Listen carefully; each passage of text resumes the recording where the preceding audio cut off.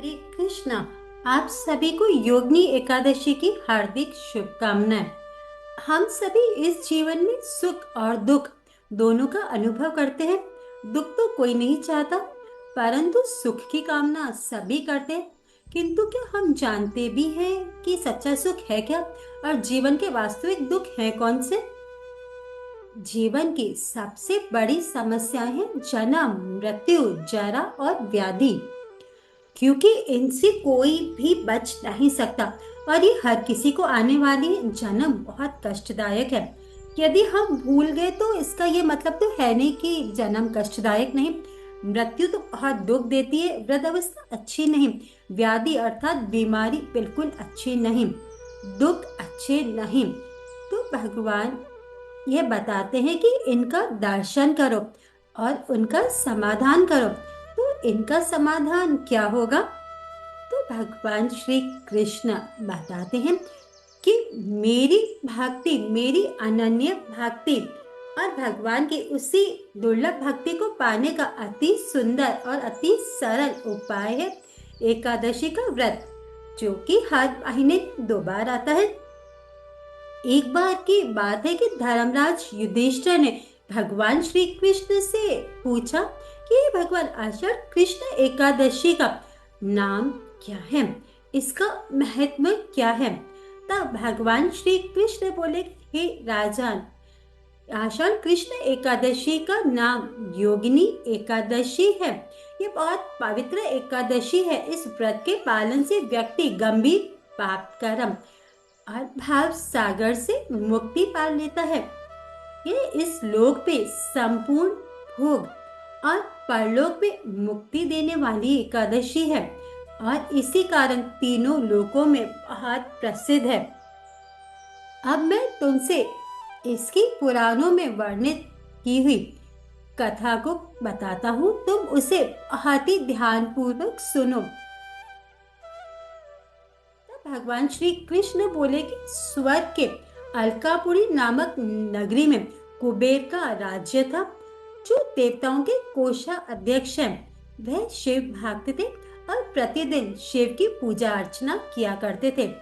हेम नाम का यक्ष उनका माली था, जो मान सरोवर से सुंदर सुंदर पुष्प लाकर कुबेर को देता और जिसका उपयोग कुबेर शिव जी की उपासना में किया करते थे। और उसी हेम की विशालाक्षी नामक एक बहुत ही सुंदर पत्नी थी। हेम माली अपनी पत्नी के प्रति बहुत बहुत आसक्त था। एक दिन वह मानसरोवर से पुष्प तो ले आया, परंतु पत्नी में उसका ध्यान होने के कारण वह अपनी पत्नी से हास्य विनोद तथा उसके साथ रमण करने ही लग गया। इधर राजा उसकी दोपहर तक राह देखता रहा और अंत में राजा कुबेर ने एक सेवक को आज्ञा दी, तुम लोग जाकर हे माली के न आने का कारण तो पता करो ना, क्योंकि वह अभी तक पुष्प लेकर आया ही नहीं है। सेवक बोले कि महाराज, वह पापी अत्यंत कामी है, अपने स्त्री के साथ हास्य विनोद और रमण ही कर रहा होगा। तब यह सुनकर कुबेर ने क्रोधित होकर उसे बुला भेजा। हेममाली राजा कुबेर के भय से कांपता हुआ वहां उपस्थित हुआ। राजा कुबेर ने क्रोध में आकर कहा कि अरे पापी, नीच, कामी, तूने मेरे परम पूजनीय श्री शिव जी का अनादर किया है, इसीलिए मैं तुम्हें श्राप देता हूँ कि तू स्त्री का वियोग सहेगा और मृत्यु लोक में जाकर कोढ़ी होगा। तो कुबेर के इस श्राप से हेममाली का स्वर्ग से पतन हो गया और वह उसी क्षण पृथ्वी पर गिर गया। भूतल पर आते ही उसके शरीर में श्वेत कोढ़ हो गया। उसकी स्त्री भी उसी समय अंतर ध्यान हो गई। मृत्यु लोक में आकर माली ने महान दुख भोगे। भयानक जंगलों में जाकर बिना अन्न और जल के वह भटकता ही रहा। रात्रि में उसे नींद भी नहीं आती, परंतु शिव जी की पूजा के प्रभाव से उसके पिछले जन्म की स्मृति का उसे पूरा पूरा ज्ञान रहा। घूमते घूमते एक दिन वे मार्कंडेय ऋषि के आश्रम में वहां पहुंच गया। और वहां उस आश्रम में, जो वह आश्रम है, वे ब्रह्मा जी की सभा के समान ही वहां लगता था। उन्हें देखकर हेम माली ने दूर से ही उन्हें अनेकों अनेकों बार प्रणाम किया। तब उसे देखकर दयावान और करुणामयी मार्कंडेय ऋषि ने उनसे पूछा कि पुत्र, तुमने ऐसा कौन सा पाप किया है जिसके प्रभाव से तुम्हारी ये दुर्दशा हो गई है? हेम माली ने सब कुछ कह सुनाया। तब ये सुनकर ऋषि बोले कि निश्चित ही तूने मेरे सम्मुख सत्य वचन ही कहे हैं, इसीलिए तेरे उद्धार के लिए मैं एक व्रत तुझे बताता हूँ। यदि तू आषाढ़ मास के कृष्ण पक्ष के योगिनी नामक एकादशी का विधि पूर्वक पालन करोगे तो तुम्हारे सारे पाप नष्ट हो जाएंगे। तब ये सुनकर हेममाली ने अत्यंत प्रसन्न होकर मुनि को साष्टांग प्रणाम किया। मुनि ने उसे स्नेह के साथ उठाया। हेममाली ने मुनि की कथा अनुसार विधि पूर्वक योगिनी एकादशी का व्रत किया। इस व्रत के प्रभाव से वह कोढ़ मुक्त होकर फिर से अपने पुराने सुंदर स्वरूप में आकर अपने स्त्री के साथ सुखपूर्वक रहने लगा। हेममाली का स्वास्थ्य भी ठीक हो गया।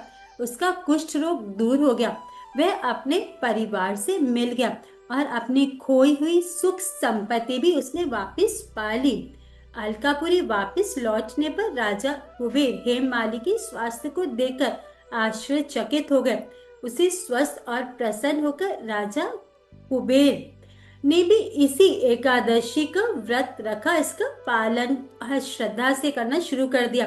तब भगवान श्री कृष्ण बोले कि हे राजन, योगिनी एकादशी व्रत का पुण्य 88,000 ब्राह्मणों को भोजन कराने के पुण्य से भी अधिक शुभ फलदायी होता है। भगवान विष्णु की कृपा से साधक की सभी मनोकामनाएं पूर्ण हो जाती हैं और सच्चे मन से एकादशी व्रत करने से जीवन में कभी भी धन की कमी का सामना नहीं करना पड़ता। सभी पापों से मुक्त होकर व्यक्ति पुण्यवान बन जाता है।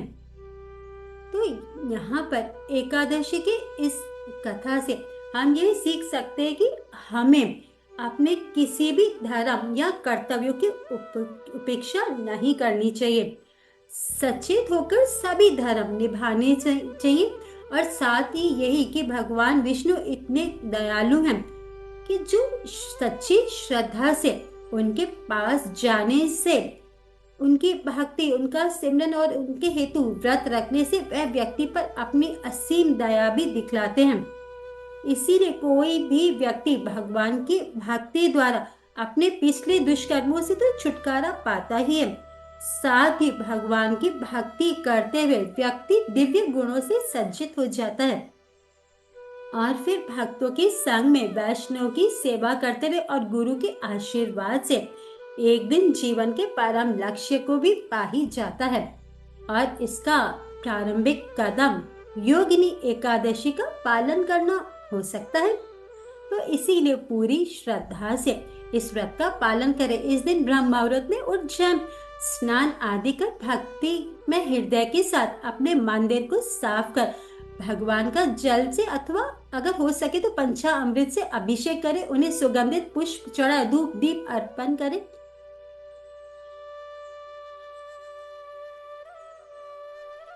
फल और व्रत में उपयोग होने वाली सामग्री का ही भोग बनाएं, भगवान को भोग चढ़ाए और फिर उसी को भी सब लोग ग्रहण करें। पूरे दिन अधिक से अधिक भगवान के नामों का जप करें, कीर्तन करें, गीता, श्रीमद् भागवतम अथवा अन्य शास्त्रों का अध्ययन जरूर करें। अपने गुरु के लेक्चर्स को अवश्य सुने। संभव हो तो मंदिर जरूर जाए, तुलसी महारानी की पूजा अवश्य करें और उन्हें भी प्रातः और संध्या में दीप दिखाएं। दान तो अवश्य ही करें। तो इस तरीके से एकादशी का पालन करें।